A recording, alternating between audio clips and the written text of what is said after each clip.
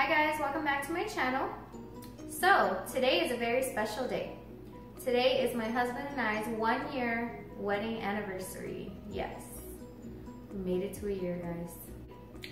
And I want to do something a little special. So I'm going to make a dessert, and then I'm also going to make a dinner for tonight so we can enjoy it together with our daughter.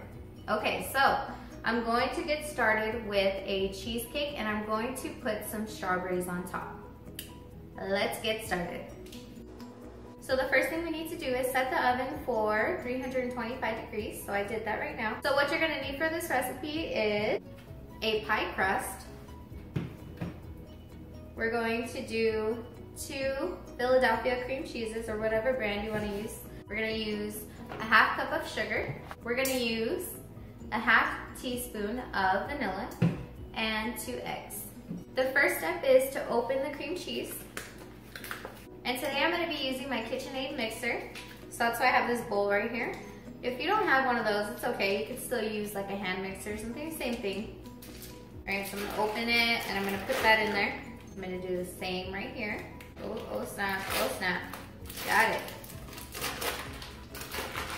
Okay.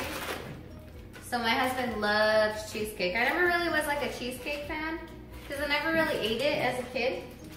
So when we got together and stuff, he's like, oh, cheesecake this, cheesecake that. So he likes when I make a cheesecake. All right, and next thing is gonna be sugar.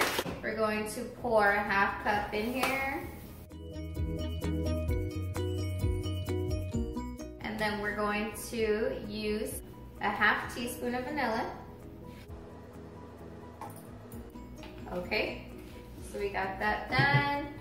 Now, last thing is add your eggs. I need to learn how to crack an egg with one hand. I'm not that good, guys. I just try not to get shells in the mixture, you know what I'm saying? Okay. So, now it's time to mix it.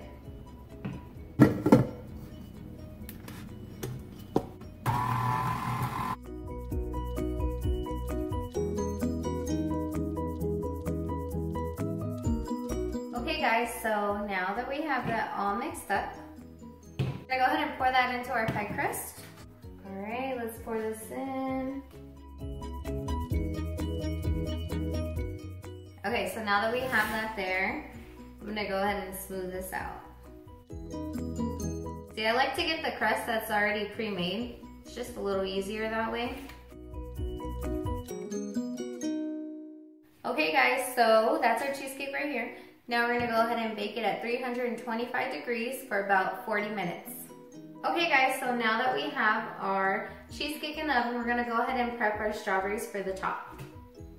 So I washed my strawberries already. Now I'm just gonna start cutting the strawberries.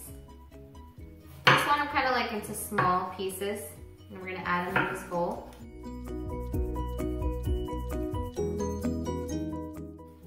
Alright, so we have those ready. I'm just gonna add them in here. Okay, so I cut up about half of the strawberries that were in the container. And now we're going to add some sugar. I'm gonna start with a teaspoon.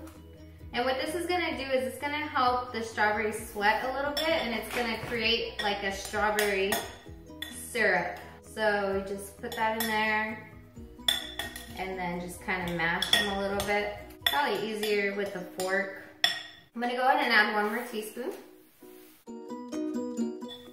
Mix that around.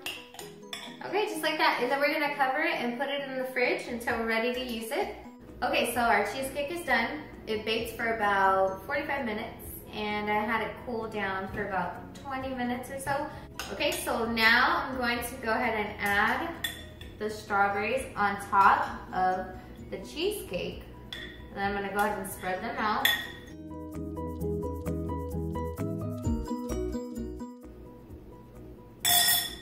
And just like that, our cheesecake is done. So now we just gotta keep it in the fridge. I think it's set for about like 5 hours. Let it cool down.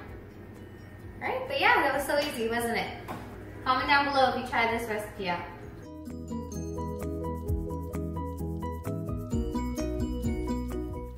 Okay guys, so now now it's time to make dinner. And what I'm gonna make is this right here.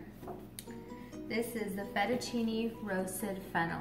So I never even heard of this recipe before, but I tried Blue Apron and I had like a $30 off coupon, so I tried it. I was like, hey, what the heck, why not, you know? So they sent this recipe and we tried it and it was so delicious. Like, probably one of the best recipes I've ever had.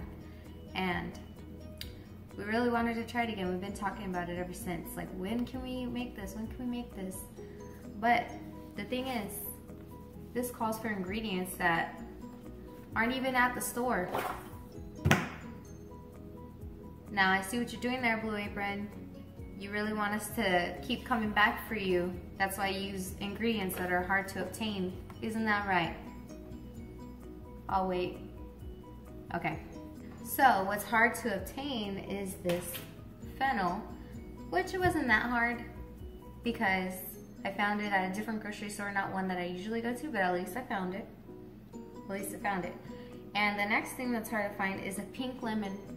I never heard of a pink lemon before, but this is gonna have to do, okay? This is just a regular lemon. We're gonna have to make this work because I can't find a pink lemon anywhere else. Okay, so the last ingredient that I couldn't find anywhere was court cheese.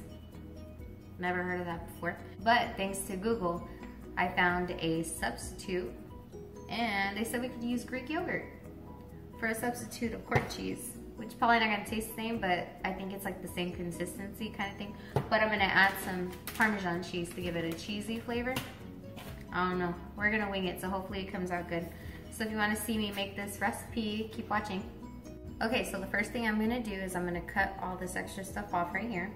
And it only calls for 1 fennel, but we really like the taste of it, so I'm gonna add 2. So I'm gonna cut this off. All right, so if I remember how to do this, you cut this off. And then I cut it in half. Then you just cut it like this into slices.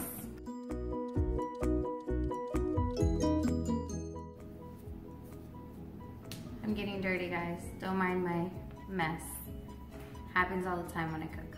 Okay, so I'm gonna place the fennel on my pan. I really hope this recipe comes out really good, guys. Alright, so we have our fennel here. Now I'm gonna go ahead and drizzle some olive oil. And I'm gonna go ahead and add some pepper. And I'm gonna use some pink Himalayan salt. And mix it around. Alright, so now that that's pretty much done, I'm gonna go ahead and lay them out flat as good as I can. Okay, so I'm gonna roast these for about 16 minutes. Okay, next step is get some water ready for the pasta. So that's what I'm gonna do. Okay guys, so next is the ricotta mixture. So we're gonna get the ricotta. We're gonna empty this ricotta into the bowl. This is like the best part, I think. We're gonna add some lemon juice to it. It says 2 wedges of lemons. Make sure no seeds get in there. All right, and then it says drizzle some olive oil. And then salt and pepper. I like to start with a little bit of salt because you can always add more later if you need it. And then mix it together. Okay, so the next thing it wants me to do is chop up some garlic, but joke's on you because I have chopped garlic. And then it says to take out the pits from the olives. So I'm gonna go ahead and do that. The only thing that sucks about this is I had to buy a whole jar of these just for this recipe. So that's what's good about Blue Apron. You don't have to get a big item of something you're never really gonna use, because it only calls for 3 olives. And I did this for Edgar, so don't ever say I didn't buy you anything. Okay, so we're gonna do 3 olives. How about this whole thing? We're gonna do 4 olives. Got a little cray-cray today. Okay, so this is smash it. And then take out the pit. This. And next it just says to chop them up. Nothing crazy. So I'm gonna go ahead and add the olive oil. I'm gonna add my breadcrumbs. And the garlic.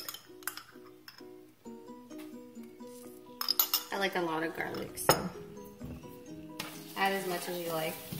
All right, now we're just gonna brown the breadcrumbs.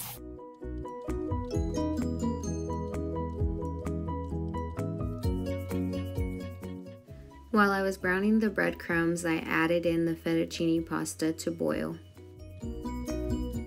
Okay, so now I'm getting the asparagus ready. I'm going to add some olive oil, some pepper, and some salt. Also, a little bit of lemon for some flavor. And I'm gonna bake this at 425 degrees for about 25 minutes. Okay, for my next side, I'm gonna go ahead and make these small potatoes. And I'm adding them in this oven-safe baking dish. Now I'm going to add some olive oil, some pepper, some salt, some parsley, and finally some basil. And I'm going to go ahead and bake this at 425 degrees for about 20 minutes as well. Okay guys, so now we need to add our butter to the pasta. We're going to add our olives. We're going to add some zest from our lemon. Okay, so I have our roasted fennel right here. I'm going to go ahead and add that. Okay, I'm going to squeeze some of this juice in there. Some red pepper flakes. I'm just going to shake some in here.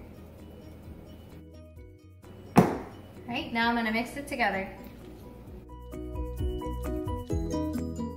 Okay, so I'm going to go ahead and put this back on the stove and cook it for another 2 minutes. Okay, so now it's time to finish up this recipe. So it called for quartz cheese, and I couldn't find it anywhere, so I saw on Google that you can substitute it with Greek yogurt. So I'm gonna go ahead and add the Greek yogurt in here. Okay, it's good, I don't want to take the flavor away. And to make it cheesy, I'm gonna add some Parmesan cheese. Is that gonna make it taste like quartz cheese? I have no idea, but I'm gonna try it. Just add some cheese in there, and I'm gonna mix it around. Okay, so now it's time to plate the dish. I went ahead and added the ricotta, spread it around, and add the pasta on top, and then top it off with some breadcrumbs. And off camera, I went ahead and added some asparagus and potatoes, and we enjoyed this meal with some garlic bread and cheesecake. Oh, and don't forget the wine. So let me know if you guys liked this video and if I should make some more like this. And don't forget to hit that subscribe button before you leave. Thanks for watching. Bye.